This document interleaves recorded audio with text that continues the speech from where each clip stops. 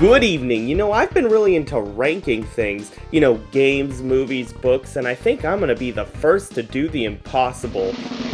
I'm gonna rank my pantry by Metacritic score.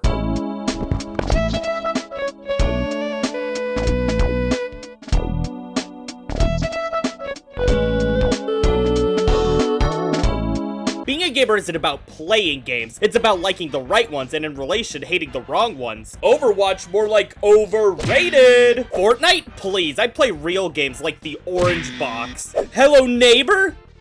Yeah, that one kind of stinks. If you're new to gaming, you might think just trying a random game out or something that speaks to you might be the right idea, but that's wrong! If you don't like what everyone else likes right now, you're not even a real gamer! Hell, you're not even a real human! Luckily, the G4 network put out the definitive ranking of the best games of all time, and you know it's gonna be good when they get the guy from Ugly Betty. Coming in at number 4, Asteroids. Let's try Nintendo Power. We all love Nintendo Power for the same reason we all love Blockbuster. Blind nostalgia! Cracking open their 100 greatest games of all time. Tetrasphere is at 50? I think I'm gonna hurl- Oh, this issue has something for everyone! These are both ancient examples. We should try going somewhere more modern. They ranked Pepto-Bismol at number 2. For a definitive list of the greatest games of all time, we'll be going by the Metacritic list for best games of all time, going upwards from the 25th entry. Metacritic is usually a pretty good indicator for median game score, and it's usually somewhat managed by public opinion, meaning that I get to make fun of the populace instead of corporations. It should be noted that some of the oldest games are just not on this site, and we're gonna skip any compilations or re-releases, so if there's something missing, it could be for one of those reasons. I'm just genuinely curious to see what people think the best games of all time are, and equally as interested to find out how wrong I am. Number 25 on this list is Elden Ring. Yeah, I think regardless of your thoughts on the game's actual design in comparison to the rest of FromSoft's works, I think Elden Ring deserves to be in the conversation of the best games of all time. A world as massive as Elden Ring's usually ends up being less intentful and purposeful, and the game's ability to let any player do what they want without feeling aimless is truly a testament to how good the game is designed. I personally am more interested in the more linear games from the company, but that doesn't discredit the work done here. Following this, yeah. I don't think anyone's gonna kill me for saying I've never played this game, probably never will play this game, and don't care enough about the game to say its name. It's not often that a visual novel is seen as groundbreaking, especially in the West, so seeing one this high up does have me intrigued. And the art that's present in the game is admittedly pretty stunning. I'm not gonna say that it should or shouldn't be here, but I am gonna say it's interesting that this is the only game here without the Metacritic must play label, so take from that what you will.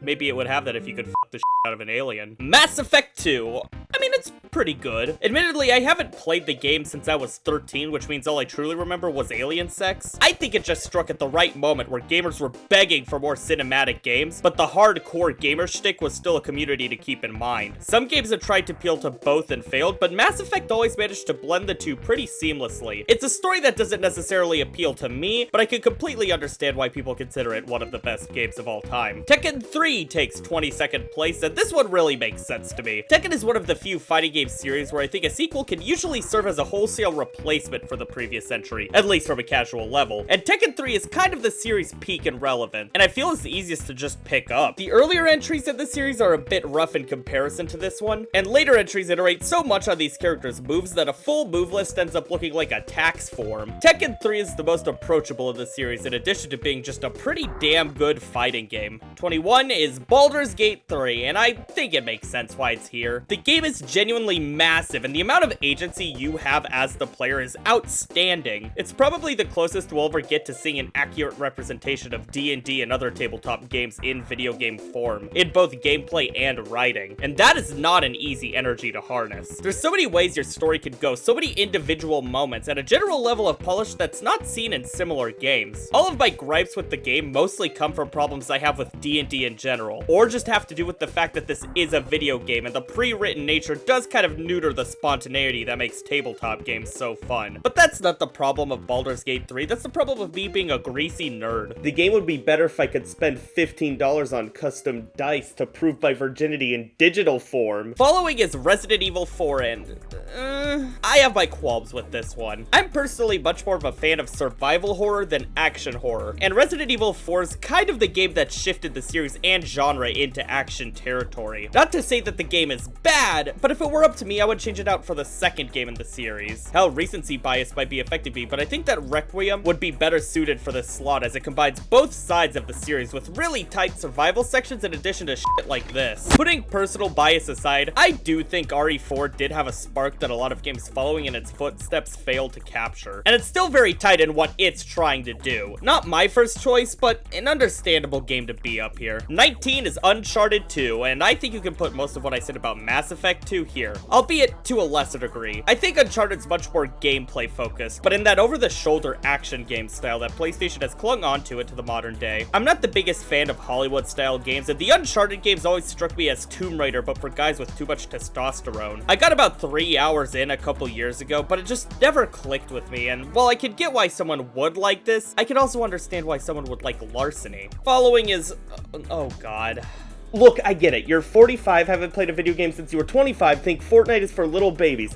I understand. Please just wait until number 1, because I promise that'll be a better clip for you to post on Facebook and call me gay. Man, GoldenEye fucking sucks, dude. Not by modern standards, it genuinely just sucks ass. Quake, Doom, and other shooters of the time are leagues ahead of GoldenEye, and multiplayer mode does not compensate for terrible gameplay. I guarantee if this game didn't have the James Bond license, this game would be trashed to hell and back, but because Bond Mania was in full swing and the game was in 3D, it tricked boomers into thinking the game had sauce, when all it has is nostalgia. 17, BioShock. I probably wouldn't have this so high up on the list, but it 100% deserves to be in the conversation of the best games of all time. BioShock has a wholly unique concept and aesthetic that constantly keeps you engaged throughout the entire game. The story's one that continues to be relevant to this day, and it's the only game aside from Five Nights at Freddy's 3 dedicated to being ass green. The only game I really think outdoes the game's strengths is maybe Half-Life 2. 16 is Half-Life 2. I think most non-MOBA games by Valve deserve to be here. I would personally put Portal 2 on the list, but Half-Life 2 is just a fantastic game. While being a fairly narrative-focused game, its weapons arsenal is very unique, especially in today's landscape. I feel that the survival action game has gone away in recent time, being split between survival horror like Resident Evil and flat-out action shooters like the Gears of War series, leaving Half-Life 2 as a pretty unique game, even in today's culture. It's a game that I think lives up to the hype surrounding it, something that you will see is not the case for all future entries. 15 is NFL 2K1. You know, if you play sports games, more power to you. Just not my jam. Look, between you and me, I didn't play this one. I'm a Nintendo fan. I don't understand football. I only understand King Kathunk. Next is Halo, and I'm pretty understanding of its placement. It's similar to GoldenEye, where it dropped at the perfect point for online multiplayer and narrative-focused shooters. But unlike GoldenEye, it isn't absolute dog shit. This game's a classic, and it's not for very complicated reasons. Cool settings, solid gameplay, and one of the first games to harness the internet age. I almost want to say future games of the series deserve to be here more, but that's not to minimize this specific game. Just to note that the series has just gotten better as it went on until it stopped getting better. It doesn't do anything too wild, but it makes sure what it does do, it does well, and that's something I value a lot.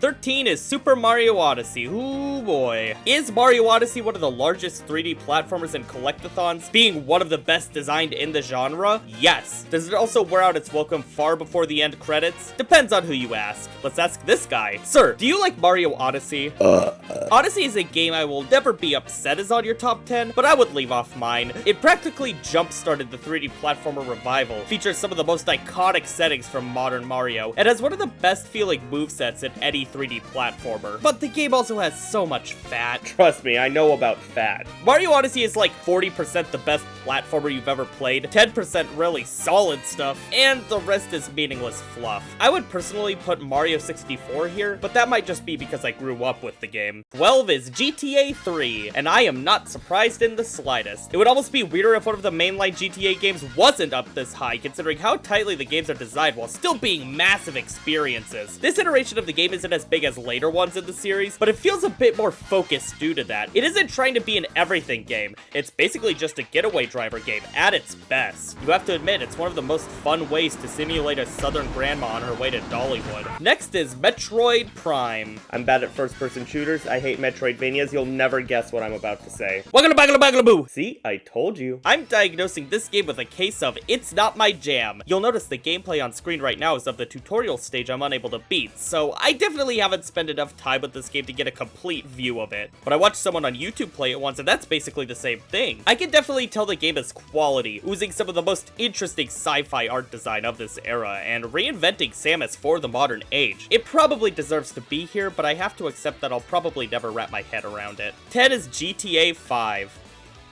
Yup, take pretty much all the benefits of GTA 3, double them, then add an online mode, and give the player a whole lot more to do on foot. The only thing I think 3 had on 5 is focus. 5 feels a lot more like it's trying to be the biggest game of all time, leading to the elements making up the game to be a bit inconsistent. Never bad, but inconsistent. I wish I had more to say, but it's GTA. Next is Red Dead Redemption 2. This might be the most in-depth open world game to date, taking the GTA formula, but not being able to rely on modern technology. You know, like redlining. It makes your moment-to-moment gameplay more purposeful, and it's probably the last AAA game in a while to wow me. It has its faults. I might stick it a couple slots down on my list, but it's still a pretty good time. Rockstar has proven that they're really the only ones who know how to make a AAA open-world game, and while Red Dead has a bit too much downtime for my liking, it also has a ridiculous amount of interesting set pieces and moments. Number 8 is Tony Hawk's Pro Skater 3.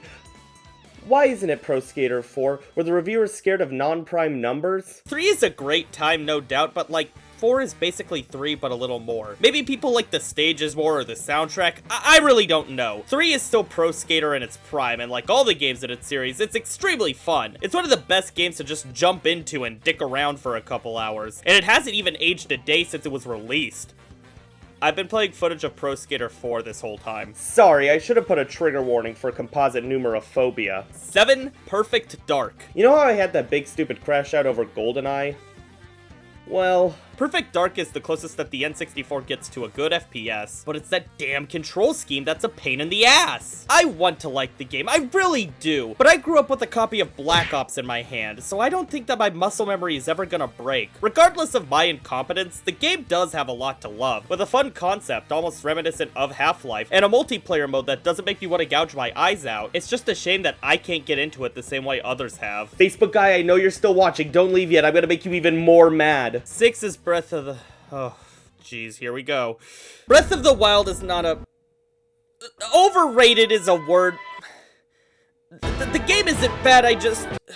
Jesus, I can't stand Breath of the Wild. The game is similar to Skyrim to me in that it replaces fun and engaging gameplay with scope. But unlike Skyrim, it infected a series I really love. There's a lot of artistry in this game, and it is the best out of this style of open world game, but I hate this style of open world game. I also don't understand the people who say shit like, it's good for finally making Link and Zelda characters. Look, just because you didn't actually read the text in the previous games doesn't mean they weren't characters. Hell, I actually think that Zelda's been made less of a character in this game in comparison to previous versions. And aside from maybe 2 or 3 text boxes and a new outfit, how is this Link that much different from the versions from over 30 years ago? I respect that in comparison to other open world games, it truly is open for you to do anything, and I do like its visual style, but other than that, I cannot stand this game! You can tell because this is all trailer footage. Following this is Super Mario Galaxy 2. Can I skip to the next game? Number 4 is Galaxy 1. Look, I like Mario Galaxy. We all love a Mario Galaxy. Mario Galaxy is not one of the best games of all time, at least not the 5th best. I had my reservations about Odyssey being so high up, but that game was one of the most content-rich 3D platformers ever. Galaxy 1 and 2 together might be in the talks of the best games of all time, but as separate experiences, I feel like they just fall short of being one of the greats. Not bad, certainly not bad, but I think that everyone kind of overblows this game's strengths. It's not even that I hate the linear style of platforming. Hell, would I be shot for thinking that 3D World deserves the praise more?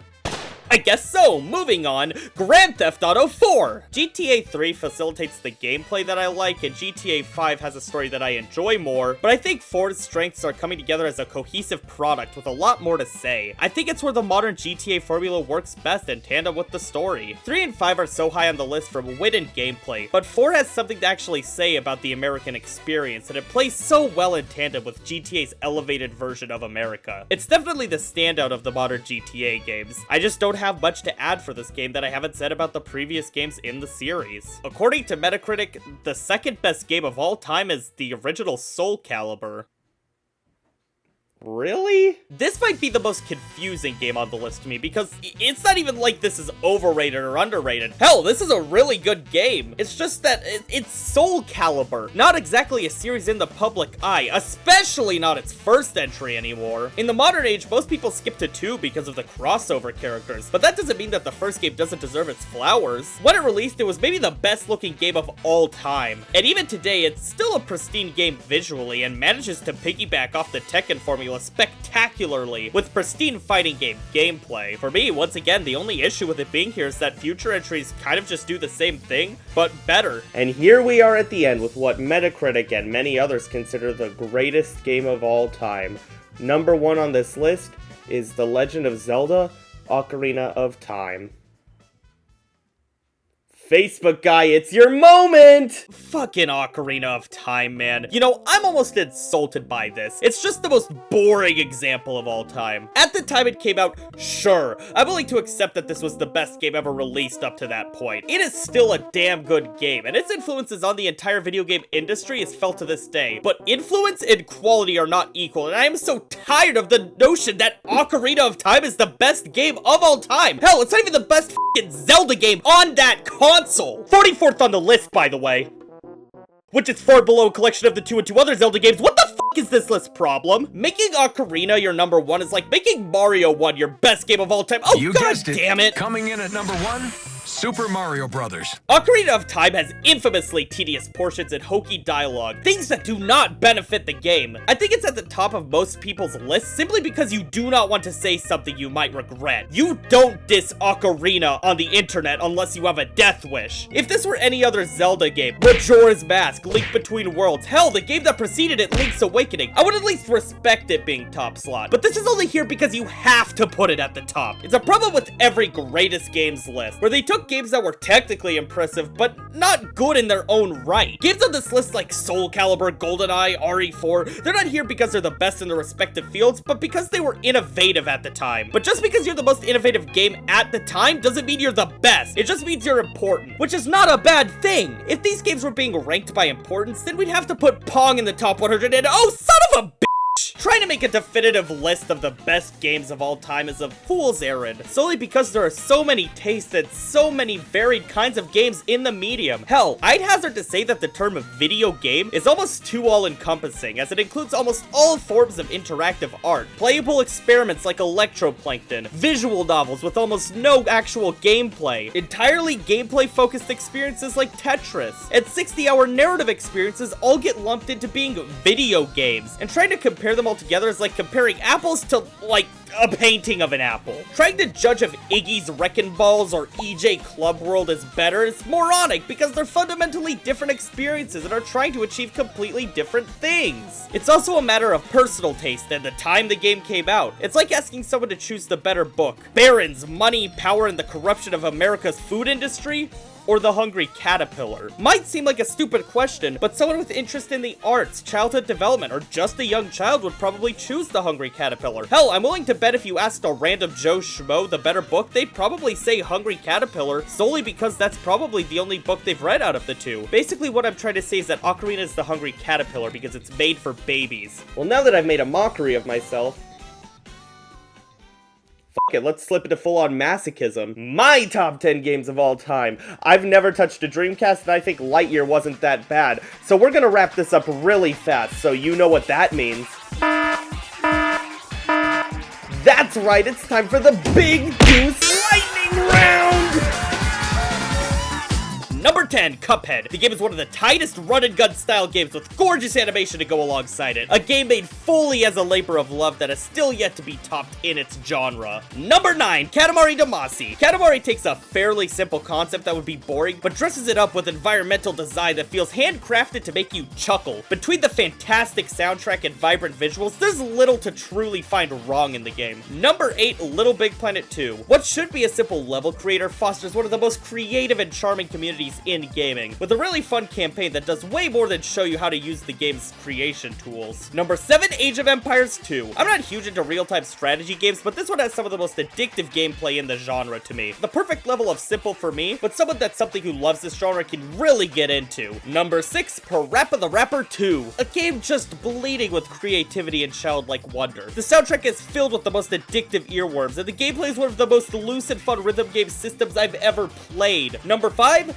Street Fighter 3 Third Strike. Third Strike is one of the most intuitive fighting games ever. While later games added on to the Street Fighter formula, getting increasingly more intricate, 3 is the most by-the-books fighter of all time. The ridiculously fluid animation and perfectly timed gameplay come together to make a game I'll probably never get tired of. Number 4, UFO 50. A compilation of 50 unique and fully developed games that tells a story mirroring how the American games industry unfurled in the early days is such a cool concept, but each individual game is so well designed that you could survive your whole life off of just this game. Number 3, Portal 2. Puzzles that use the game's mechanics to the fullest, a setting that continues to invite and answer questions. And writing that to this day remains hilarious, it's one of the tightest narrative experiences ever, and I've yet to see it topped by any games inspired by it. Number 2, Deltarune. Deltarune is the game that just keeps on giving. Its battle system is one of the most fun and engaging in the genre. The writing is so intricate that not a single line in the game is worth skipping. The meta-narrative elements are the deepest I've ever seen in a video game, making this one of the few games I could never see adapted into any other format. Deltarune is possibly the most important game I have ever played. And yet, number 1, The Legend of Zelda, Link's Awakening. Link's Awakening is everything that people say Ocarina of Time is and more. One of the most vibrant settings in all of gaming despite the limitations of the console it's on. A story that delves into Link's psyche and recontextualizes his heroics. Some of the tightest dungeons in the series. Link's Awakening is my favorite game of all time, and it's a shame that it will never get the flowers it deserves because of stupid f***ing Ocarina of Time. Now let's be real here. By no means is this a definitive list of even my top 10 games of all time. I've experienced a minuscule amount of games released. Give me 10 years and my list is going to look completely different, but I think it shows another aspect of ranking the best games of all time. I think you can see what I value in a game by my list, but everybody comes to art for different reasons. Just because I crapped on Ocarina of Time doesn't mean it won't impact you more than it did me. Don't take a critic's word as gospel, be it positive or negative. If you think Bubsy 3D is a good game, that's amazing. If you like Larry Boy versus the Bad Apple, awesome. If your favorite game is Genshin Impact, I mean, look, there's a difference between a video game and a slot machine, man. Look, I know I said some controversial things here, and I feel like I should address that. I'm sorry about where I put Cheez-Its on the pantry ranking. They had a really rough transition to 3D.